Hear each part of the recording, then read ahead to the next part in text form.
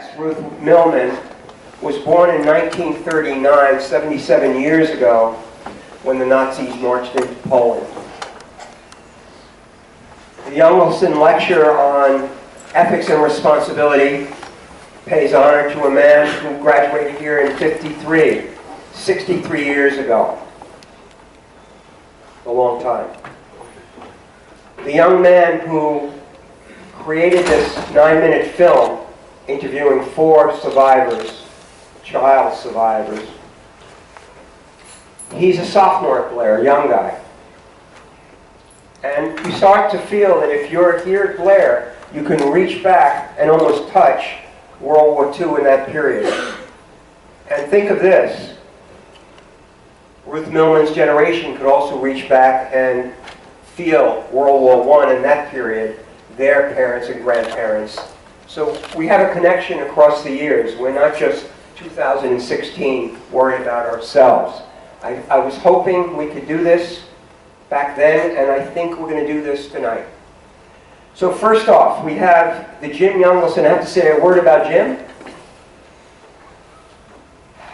This series was established in 2009 to honor alumnus Jim Youngleson, class of 53. He was also a longtime trustee who supported co-education ladies. He was an attorney and former president of the Morris County Bar Association, established by Mr. Youngleson's sister, who is here today, Joan, and late brother-in-law, Jonah Sherman. The lecture series honors Mr. Youngleson for his service to others and desire to inspire in young people the ideals of justice, responsibility, and service by featuring speakers whose lives embody these ideals. Now, if you want to know what kind of guy Jim is, I happened to look in my files and find a letter that's 31 years old. And Jim was writing about a teacher, it was me, and something I was doing, and he was being very supportive as a trustee. It said something about world events and choice of subject were matter which would appeal to a broad spectrum. He liked what we were doing, and he took the time to write a note that made this teacher feel at home at Blair when I was a teacher at an earlier age. That's the kind of guy he was as a trustee. Again, a great supporter of co-education. And I'd like to say a word about Alex Roberts and his family who have supported this project. Alex created this film and an informational display that has been not only in the Greater Monmouth, the Jewish Federation of Greater Monmouth County, that's where you can find it, but it also travels to other venues in the state. Alex has done something important, and perhaps you will do the same when you're ready to create projects at whatever age. You did this at a very young age. And lastly, let me just say a word before I show the film about our guest, who was born in, of course, Warsaw, Poland. She lives in New Jersey. She's married and has 3 children and 6 grandchildren. She's a survivor and has served on the Holocaust and Hate Crime Commission for 6 years, appointed by New Jersey Governor Whitman at the time. She's the founder of the Jewish Federation of Greater Monmouth County. She's appointed to the Board of Family and Children's Services for Monmouth County. She was honored by the U.S. State Department in Washington for her educational service with the Anti-Defamation League. Ruth is the Speaker Bureau for Holocaust Education at Brookdale, is on the Speakers Bureau for Holocaust Education at Brookdale Community College in New Jersey. Before she speaks, though, we're going to see a film, only 9 minutes, and we're going to meet 4 different survivors, and you'll get a snippet of Ruth's life, and then she's going to fill it in, and then we'll have some Q&A. Again, what you're seeing here is the work of a young student, at the time a freshman at Blair. My hat's off to Alex. I love that his family was supportive and continues to be supportive of this kind of work. And it just shows what people can do when they are motivated and have a great subject. So I'm going to roll that. And when I do, please hit the lights. Can you hit the lights, please?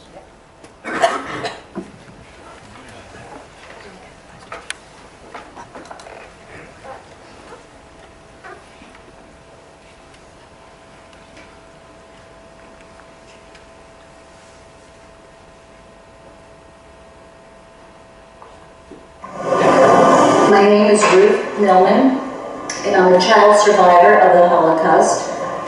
The story that I'm going to tell you is not a lesson in the Holocaust. It is the story of my life as a child. I was born in Warsaw, Poland, which is the capital, and I lived there with my mother, my father, and my sister. My immediate family was my parents and my sister and me. Both my parents came from very religious homes. My mother's side of the family were Hasidim. They had the peyot and the kapota, and they were dressed in the Hasidic garb. My father's side of the family, they were religious, but my parents had already moved away from that. And I was born in 1935. For us, the war started in 1939. And I don't remember too much of it other than the sirens went off. And I was told by my parents that the war started. About 2 weeks later, they caught us, and the 4 of us were also put into the ghetto. The ghetto was an area that was barbed wire in the center of the city. We were put into a very small apartment with another family, no school, very little food, people being killed in the ghetto streets, stepping over bodies actually. After a while, seeing this as a child had become like a normal situation. Before my parents left their house, they were hiding very important and costly jewelry on their body, and they bribed 3 Nazi officers to lead us out of the ghetto. People started coming back and saying that, towns were being liquidated, people were being sent away. So my father arranged for this man to take us into hiding. And he came in one day and said, "We have to leave today." And my father, I don't know what the reason was, but he was not ready to go. And this man kept insisting. So my father said that my mother and I should go.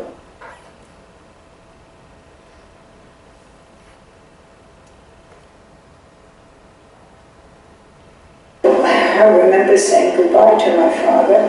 We left, and the next day was the roundup of the town. When they decided to liquidate the ghetto of Murray, they dug a mass grave, and they put a plank across it. And the idea was that our neighbors were going to get our clothing. The problem was that some people did not dress fast enough. And some people began to panic when they saw what was happening, men, women, and children. We already had about 300 children out of the 1,000 Jews that were there. Little kids, including me. I ran, my father ran. But the rest of my brother did as I said it. I'm not leaving my mom. My sister ran. She did survive and ran to another camp. And she died at the other camp. We ran into the woods, and altogether, about 25 people survived that day from the 1,000 Jews. Now this part is something my mother told me, that we were walking along this road and she saw these 2 farms. One was like a well-to-do farm and one looked like a very poor farm, and she decided to knock on the door of this poor farm, and they took us in. They were very poor, very simple peasants. They were very religious. They felt it was their obligation to hide us. So what they did was they dug a hole under a pigsty. So they dug the hole and then they put a board over it, and it was like a coffin, basically. This hole was just long enough and narrow so that my mother and I could just be next to each other. It was totally dark. At the beginning, my mother told me stories and movies and whatever. After a while, I got my days and nights mixed up. I wound up being alone all day, all night, in the darkness, without anyone to speak to, without any stimulation. Life in the woods was an experience which is still with me. Because when you run in naked into a wood, into a surrounding that you've never been before, you find yourself, number one, very cold, number two, scared. because you know that somebody's willing to kill you, and I understood that. So we stayed with this Christian woman while she and my father tried to decide what were our best chances for survival. So they boarded a train, and I imagine that we probably did not sit together. My father probably sat alone in order not to endanger us. The train was stopped by a Nazi convoy, and as fate would have it, one of the people in the convoy was from Vadovice, and he recognized my father. And they took my father off the train. They shot and killed him. Meanwhile, the innkeeper took us back to her home, and she continued to hide us. And I have very vivid memory of being rushed down to the cold cellar and being placed in large wooden barrels, a cloth put over me, and poppy seeds poured on top of that. And I remember curling up into a small ball, holding my breath. My heart was pounding and my throat would close up with fear as the Nazis poked their rifles into the barrel, making sure that nobody was within. Somehow we managed to get away. A couple of times this happened, maybe 2 or 3 times. And so the innkeeper realized that it was only a question of time before we would be discovered. And I was told that I wasn't Jewish. I was little enough that I was able to go with the flow, so to speak. And then my mother and I were on our own. We had no money. My mother had no job. And we were finally caught. And we were put into the Linz labor camp. Now, just so you know the difference, that the labor camp was for Christians. And if you did what they wanted you to do, you weren't killed. Whereas the concentration camp, no matter what you did, when your number came up, you were murdered by them. The German army as such did not come into the forest because there were these fighting partisan groups. These were young people who, had some guns and ammunition and whatever. We started to learn taking apart a gun and fooling around with guns. I learned early how to use it, bleed them, how to set it up. The Allies had gotten into the war. They were bombarding Germany constantly. The bombardments were every night. So during one of these bombardments of the camp, with the fires going on and the Nazis being busy putting out the fires, my mother and 4 other women stole shears from the kitchen. They wrapped me in a blanket. They cut a hole in the fence and ran out of the camp with me in their arms. You have to understand, this is like a very odd thing to do and think that you could possibly get away with, but she was desperate, and if you didn't take chances, you really couldn't have survived this war. The Red Army was pursuing the Germans, and as they passed us, we marched out of the woods together with the Red Army. The Russians came in and liberated the area. We lived on the farm in Ruchkowitz until the war was over. Then a Jewish organization, the Pole Aguda organization, they posted a sign saying that if anybody has hidden a Jew, we will assist you if you apply to us. And the father and my sister's household applied for some help from them. They took my sister and they brought her to Lodge, and she kept crying for her sister, and she kept saying, I want my sister, I want my sister. And so they kept reassuring her, don't worry, it's not your real family, you'll have a new family. But she was not going to be appeased. No, you don't understand, I want my sister, I want my sister. So they decided to go back and they check, and that's where they found me. And I have, again, a very, very clear, vivid memory of getting off the train, looking across the platform, seeing my sister there, running into each other's arms and, holding on to each other for dear life, because we really felt like we needed each other for our survival. I just wanted to bring this out. My education started when I was 12 years old in 1946. I was sent to a rehabilitation camp. There were a number of children that came out of the concentration camps that needed to learn a lot of basic things like how to sleep out of bed, how to eat with a fork and knife, and that included me. I always use the word murder because a lot of people say killed, and they weren't killed. They were murdered by the Nazis, and I want to make that very clear to you.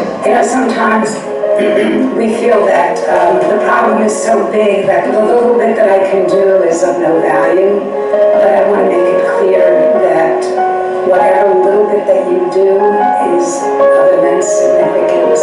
You have to have a certain amount of feeling for other people. And you have to remember that we did not ask to be killed.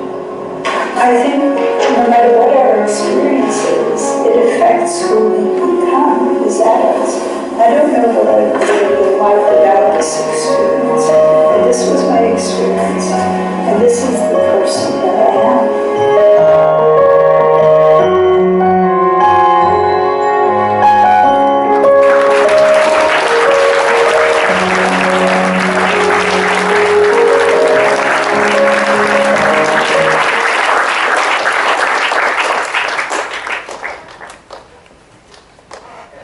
Get the lights, please.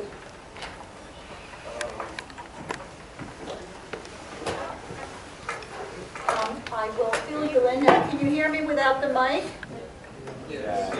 Yes? I will fill you in now that you know who I am and you've seen a portion of the film. I must tell you about our life prior to Hitler marching into Poland. We lived in Warsaw, which was a very sophisticated, beautiful city. My father owned 3 textile mills. We had a wonderful family surrounding us. We had aunts, uncles, both sets of grandparents that lived in Warsaw in different apartment buildings, similar to people that live in New York in different buildings. We were all within blocks of each other. We were a loving, warm family. And then one day, Hitler marched through the streets of Poland. Very vividly do I remember the high polished boots, the German shepherds, the Nazis that were so frightening to everyone and to a child. They marched through the streets of Poland and we knew that Warsaw was occupied. Within 2 or 3 weeks, they started rounding up all the Jews in Warsaw. We had no idea why, but we certainly soon found out. Unfortunately, neighbors told people who were Jewish and who weren't. The last names also gave them some clue. They stripped the men to see who was circumcised and who wasn't, because then only Jewish men were. And it took them about 3 to 4 weeks before they rounded up all the Jews and put them into the ghetto. The ghetto was an area in Warsaw, surrounded by barbed wire. We were put into tiny little apartments, 3 to 4 families in each apartment. Food once a day, no schools, no one was allowed to go to schools. Some people started schools in their basement for their children. And of course, when they were found out by the Nazis, they were shot. Bodies were all over the streets of the ghetto. People were actually stepping over the bodies. If you did one thing wrong, they would shoot you. The Nazis had chains, and on either chain, on the end of each chain, there was a large ball made of stainless steel. They would twirl the balls, and they would hit the children in the head until they bled. And this was all on the street, and this was all for everyone to see. It's amazing how myself and other children got through this. Until I came to the United States when I was 10, my entire childhood was taken away. When I speak to other schools, some younger, a lot younger than you, 11, 12, 13, when I open this up to questions later, like I will open it up to you, they ask me things like, did you have a best friend? Did you have a birthday party?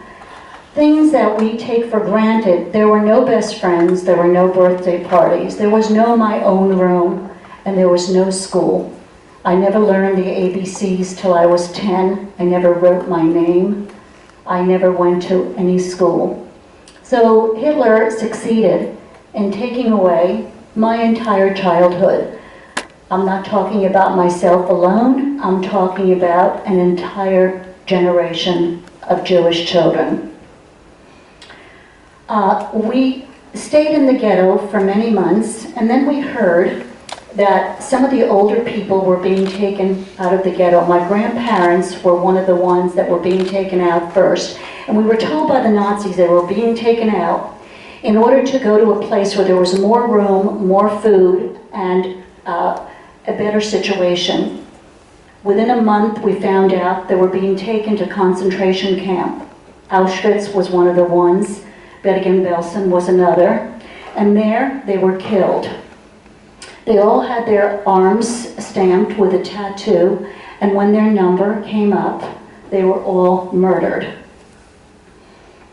My father then found out that the ghetto was to be bombed and everyone in the ghetto was to perish. Before my parents left their apartment in Warsaw, my mother hid some jewelry on her body and my father's body. Some rubies, some diamonds, some really important pieces of jewelry. My father then approached 3 Nazi officers and he bribed them to take us out of the ghetto.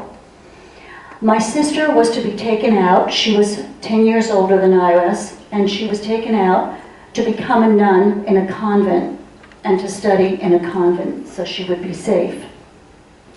My father, who was a little more anti-Semitic looking than I am and than my mother was, he had dark hair and dark eyes. My mother and I were both light with blue eyes. So he was hidden in a basement, a 4-foot basement by a Christian family that was paid with this jewelry and for a lot of money. He was hidden in the basement for the duration of the entire war. There was a hole in the floor and food was taken down to him twice a day. The people took a big chance because had the Nazis found out, certainly they would have killed the family. My mother was married in a fake ceremony to a Christian man. My name was changed to a saint's name, Teresa Sebesto. My mother immediately took me to church and I was taught the rosaries, all the hymns. I was going to church every single day, so I would only know that I am a Catholic and never ever told that I was Jewish in case I was ever questioned by a German officer. The man, we had papers, we had Christian papers that said that we were Christian in case we were ever stopped. The man that got paid to marry my mother and to find false papers for us was only obligated to be with us for 3 months. After 3 months, he left because it wasn't a real marriage. Once he left, my mother and I were alone. She had no job, could not get one because she had a child with her. We had no money, we had no idea where my father was or where my sister was. We were totally alone. We lived very much like the homeless that you see in the streets of New York. My mother sent me to steal food. She stole food from the groceries wherever she could find it. We slept in train stations and bus stations. We slept in the street. We went from one town to another so we could steal more food, and that's the way we lived, and I thought that was the norm.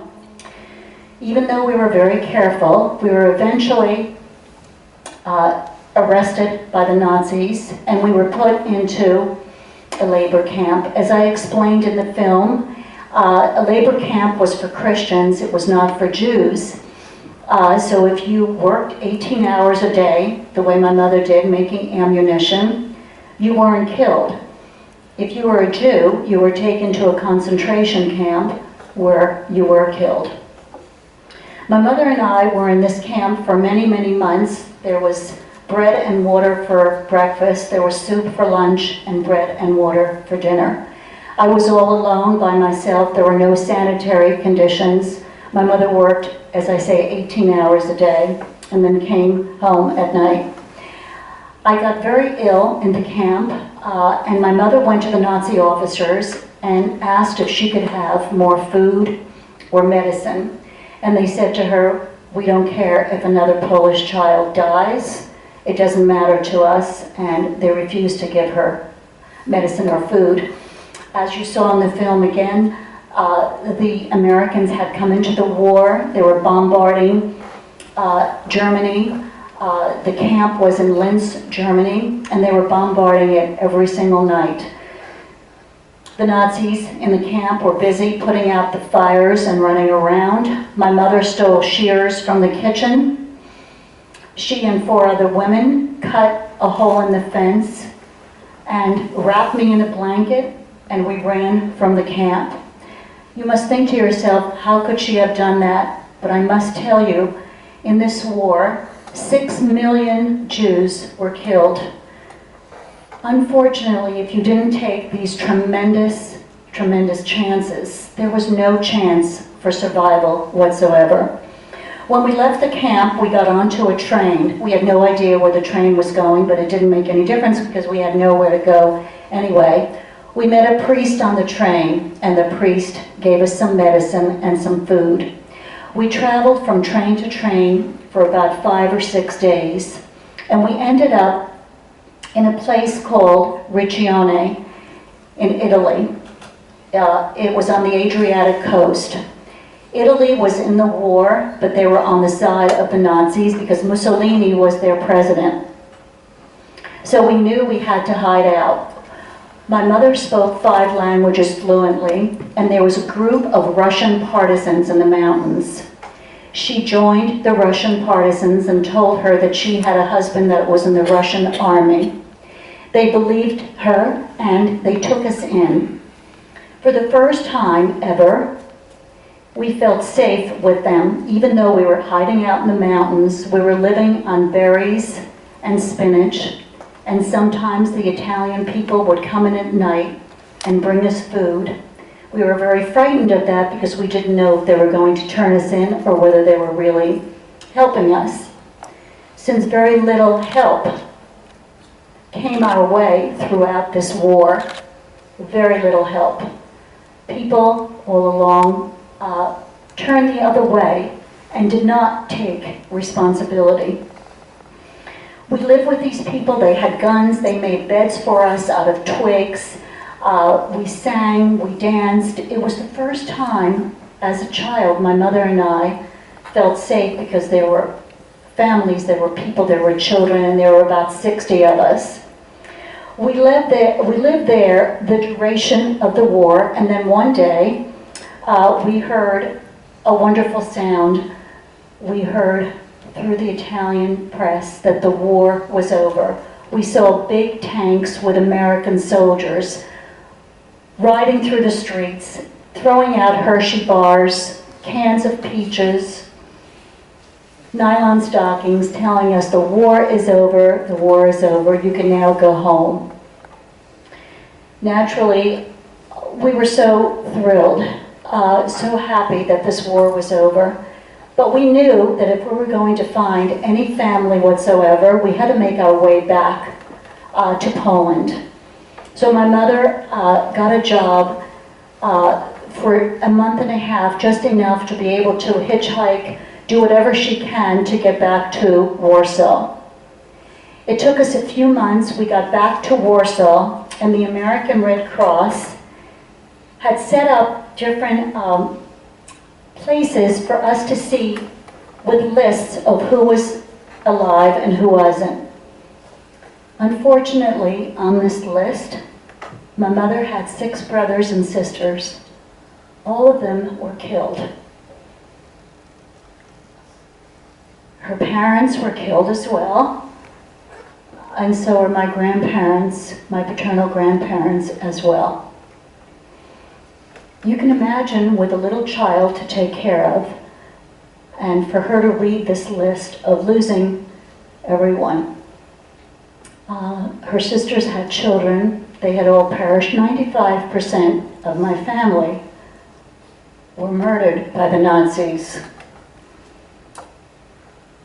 They were murdered by the Nazis by digging large graves, surrounding the graves, and then being shot by the Nazis as they fell into them. They were killed by hundreds of them being told to strip their clothes, go into a shower, and when they got there, instead of the shower being turned on, gas was turned on, and they all died within 15 minutes. Then their bodies were put into the ovens. The ovens are still there in Auschwitz, and so are the gas chambers. When you get older and you travel, perhaps you'll go to see them. So as you see, Jews were not killed. There was no rifles, there was no war. They were systematically murdered. Hitler made sure that all the guns were taken away from everyone so that there was no way of protecting ourselves and there was no way of fighting back whatsoever. On this list in the Red Cross, we found that my father and my sister were alive and looking for us all over the world. They were in the second largest city in Poland called Lodz, and they were looking for us all over. So that was such a wonderful piece of news. We were so happy. The American Red Cross took us to Lodz, and you could imagine what a fabulous reunion this was. My father went out and bought eggs and bread and sour cream and cake, and I ate it all and prepared to get very sick because I hadn't seen food like this for 5 years. I was malnutrition. I had never been to a dentist, never been to a doctor. So all this food was wonderful.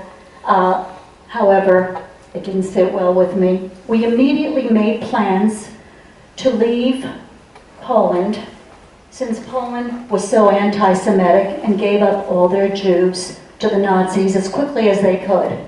The most concentration camps were also in Poland because they allowed them to be there. When we tried to get a visa to get out, we couldn't because the Iron Curtain had already fallen. The Russians had taken over, and we could not get out. My father hired an ambulance. He put us on the bottom of the ambulance, tied us underneath, and we went from East Germany to West Germany in this ambulance, underneath, again taking a huge chance. And when we got to West Germany, we knew that we were finally free. In West Germany, Truman had set up displaced persons camp. They were called DP camps.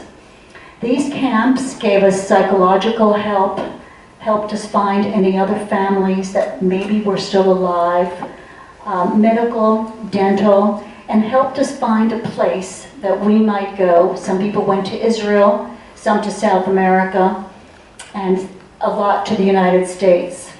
We wanted to go to the United States. They told us we have to have a friend or someone there.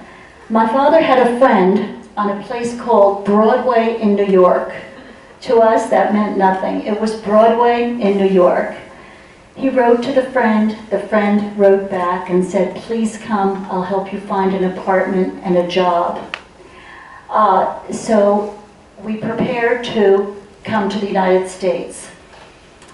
We got on a big army ship called the Ernie Pyle, and for 2 weeks we traveled. Got very sick on the ship. It was not exactly a cruise liner. It was a big army ship. And we were in there like sardines, but we were happy that we were coming to Broadway in New York. And there, the gentleman met us, and he was wonderful. He found our first apartment in New York, across the street from Grant's Tomb. He also found my father a job. My father was extremely proud. He never wanted to take anything. He didn't take welfare, food stamps, would never take anything from this country. What my father wanted for him and his family was to assimilate, to speak the language, to become part of the American fiber. As you notice, I don't have an accent. I worked very hard, looked in the mirror every day, and talked into the mirror until my Polish accent was gone. I was put into the first grade when I was 10 years old. How humiliating is that? But within 2 years, I caught up to my grade with tutors and a lot of studying, so I could continue my school and I could possibly catch up. caught up in everything except math. That's the hardest to catch up to. I just want to tell you that it is so important for future generations to know that had more people stepped up and helped, this would not have happened. Unfortunately, one man with one thought, Hitler, was able to convince so many people as to what he did. To kill 6 million people for no reason, only because they were Jewish, for no other reason, is a horrifying situation. And I think that if that would happen again, perhaps future generations would not allow it. I want to leave you with this one message before I ask you for questions. Israel is so important to me. The reason it's important, and the reason I do not question their politics, they're their own country. Had there been an Israel when I was going through this, perhaps they would have helped us. Perhaps somebody would have come to our aid because no one did. Today, if anything does happen to Jews, Israel does come to their aid. So for me to work for Israel and make it strong is extremely, extremely important.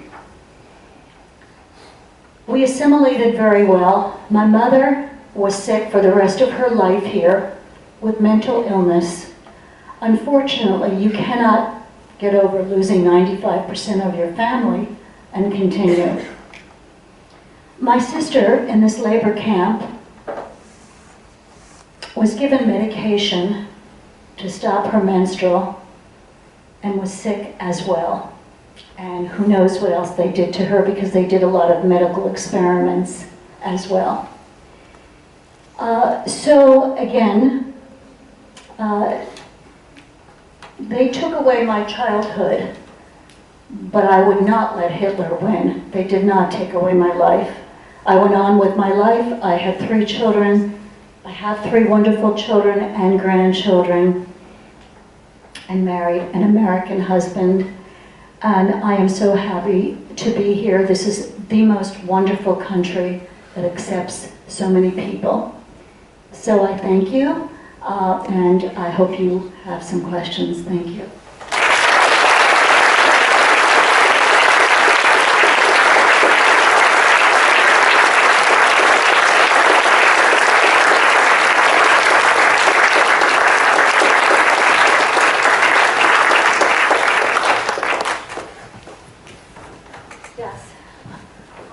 When you look back to that time, do you rather feel like hate or sadness, or like what do you feel? Okay, when I look back to that time, the question is, do I feel hate and do I feel sadness? First of all, I feel sadness for all the people that I lost. I have cousins that we since found in France and some in Israel. I don't speak French, so we can hardly talk to them, although we visit. I feel sadness for that.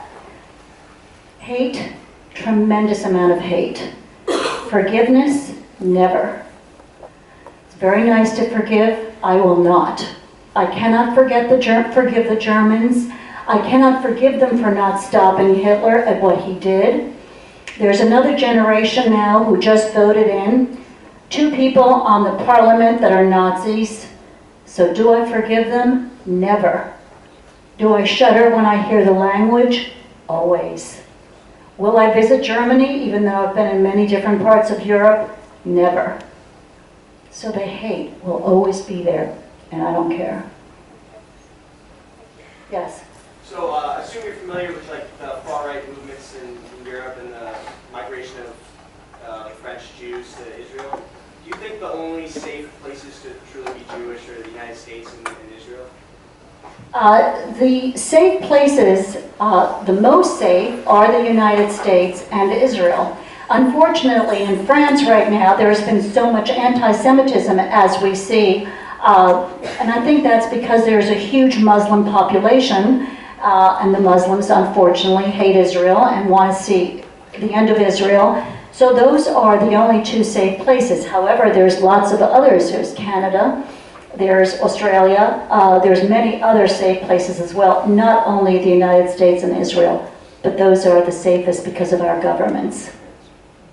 Thank you.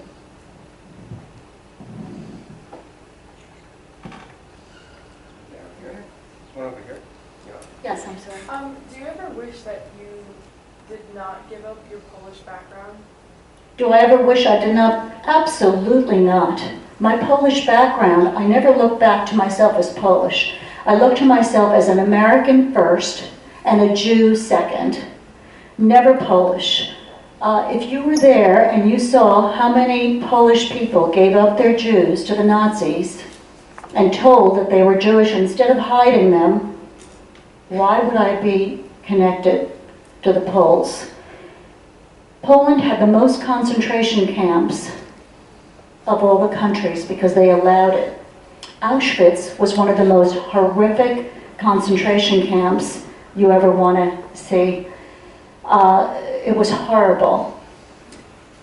There was a town called Auschwitzen, which is 1 mile from Auschwitz. That's why it was called Auschwitz.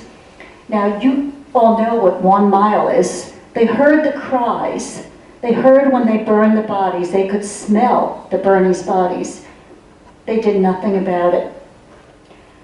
They denied they even knew it went on to this day. They don't admit that they knew what was going on. They said they didn't even know there was a concentration camp there. 1 mile. That's impossible. I have no allegiance to Poland whatsoever. About 5 years ago, my daughter wanted to see her roots, so she insisted that we go to Poland, and so we did because I wanted to show her the ghetto. I wanted to show her where I lived. She was very interested in going to the concentration camps, which we did.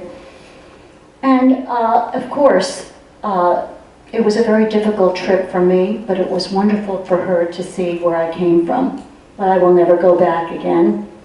And if my sons want to see it, they'll have to go on their own or with their wives, that's for sure, because I'm never going back to Poland. Yes? Can you discuss the marks on your arm?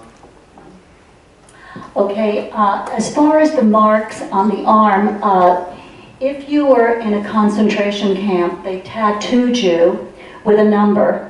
That way they could keep track of how many Jews they had killed, how many were left to kill, and when would they kill them.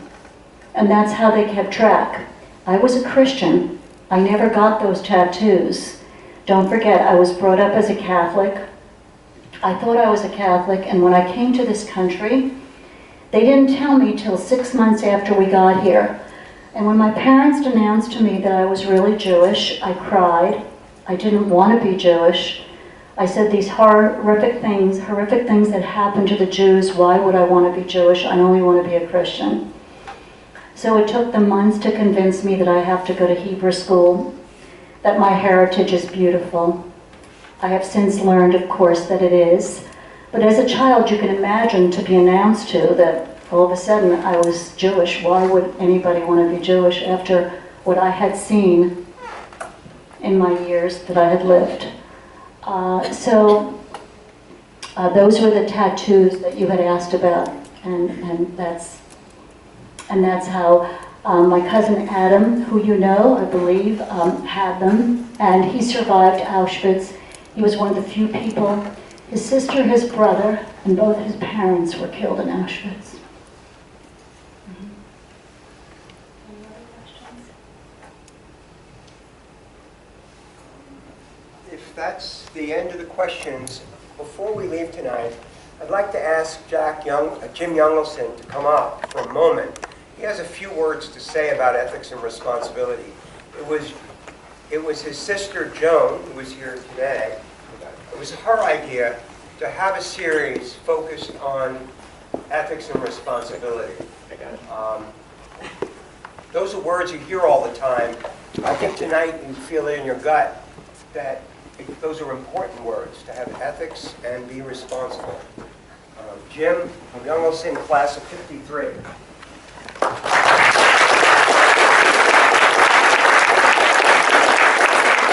First of all, I can't say enough about Ruth's comments. I myself am Jewish, and about 5 years ago, my wife and I finally got to a point of going back to Germany, going to it actually for the first time. And it was a tough experience, I must admit. We went to Auschwitz. It was such an appalling sight, especially as we approached the camp and from the back. And the first thing we saw were the crematoria and a collapsed gas chamber, which was blown up by the Nazis a few days before the camp was liberated. And when it was blown up, it came right down in the same proportion as the building had been. It was an event that, of course, I'll never forget. Forgiveness, that's a tough question. And I appreciate Ruth's being candid about that, because if I were in her shoes, I would have done and reacted the same way. And this lecture, Ethics and Responsibility, is something that my sister Joan, who's right over there, had initiated with her husband, my late great-brother-in-law, Jonah Sherman, because ethics and responsibility is at the core of how this very difficult world of ours will survive, thanks to young people such as you. It's where we have to go in order to improve our country. And I must say that one of the reasons, a key reason, why I am so devoted to this school of ours, as a student, as a graduate, as a trustee for so long, along with Jack Bogle, I'm happy to say, who was here very recently for the day, is that if we're going to build character as well as academic excellence, this is the place where you're going to all look back and say, yes, my character started here, thanks to my own family and those sponsors of me who gave me the opportunity to be here. The key to what I've seen, and Jack has seen, and what I see today, is a constantly great faculty. And Dr. Miller is one of the best. I've known him for 35 years or more. And to think that one person could have initiated this series every week for 35 years and get people here who are perhaps having an insight into certain subjects for the first time is a thrill for me. And I'm honored to be part of the system, so to speak. And Ruth, I can't thank you enough. I'd like to add something to that too. Absolutely. Just speaking of ethics and responsibility, I spoke at a school about 6 months ago, and a 12-year-old asked a question, Mrs. Millman, do you believe in God after this awful war and what you went through? And of course, I have to think quick on my feet because I didn't know that was going to be the question. And I said, well, I sort of believe in God, but we've never seen a God. But forgetting that, the little boy said, where was God during this Holocaust? And I said to him, we have never seen God. We don't really know that there is a God. We hope there is. But where was man? Where was man during 6 million people that were slaughtered and murdered? and no one did anything about it. So those ethics are so important.